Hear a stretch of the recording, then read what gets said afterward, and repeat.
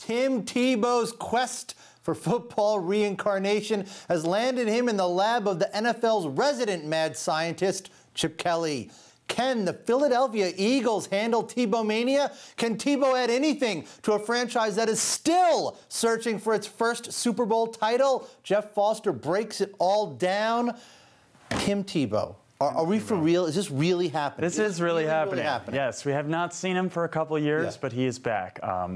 You know, I think at the end of the day, we're talking about a third-string quarterback on the Eagles. Maybe. Right. You know, he's not going to be the starter. He's definitely just going to fight for a roster spot. We have no idea if he's going to even make the team, to be honest. And, you know, they have 90 players right now in their first camp, and they'll cut that down to 45. And then we'll see, you know, from there whether he, you know, what his role on that team is. I mean, you know, it would take a lot of injuries. Obviously, they just traded their quarterback. They have a new quarterback, Sam Bradford. They still have Mark Sanchez, you know, a guy he played with on the Jets. You can't say that without laughing. As a Jet fan, Mark Sanchez. And then they also have Matt Barkley, who out of USC, who's a third-string quarterback, and he wants a spot on that roster. So he has to jump him. And then we'll see what happens with Tebow in the offense. He could do a lot of things with him. You know, we know Chip Kelly's scheme is very a better fit for Tebow's skill set than it was on the Jets. He likes quarterbacks to run, short passes, things Tebow can do.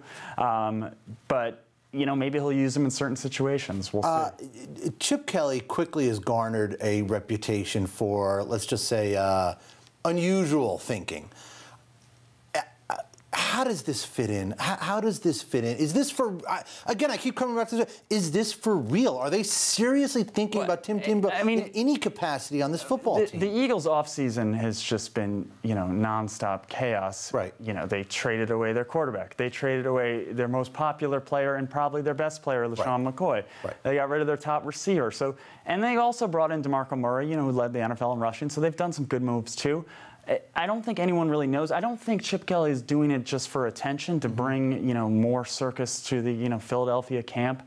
You know, I think we did see when Tebow had a brief stint with the Patriots and Bill Belichick, you know, it wasn't as big of a distraction as it was, say, when Tebow first arrived in New York. So that was just... well, nothing really tops that. That was a singular insanity. Oh, there he is. There's some pictures of him in New York. So yeah, that was just crazy. Maybe it won't be that big of a distraction, but I think, you know, this is the NFL. You're going to do any step, you're going to take any measure that you can to help your team. And you obviously see something there. Kelly's first year in Philadelphia, they do very well. Second year, they take a couple of steps back. Is he going in the wrong direction or the right direction? Well, I think we'll see. I mean, he's made a lot of bold moves, so much that if this team is not good this year and they don't make the playoffs, I think a lot of people are going to be, you know, maybe thinking they should go in a different direction, because he's made so much disruption in that roster, you know, and look at the turnover and look at some of the moves he's made. So, you know, a lot is on the line for him this year. Yeah. All right, we have to leave it there. Thank you very much. Clearly will not be the last word we hear on that.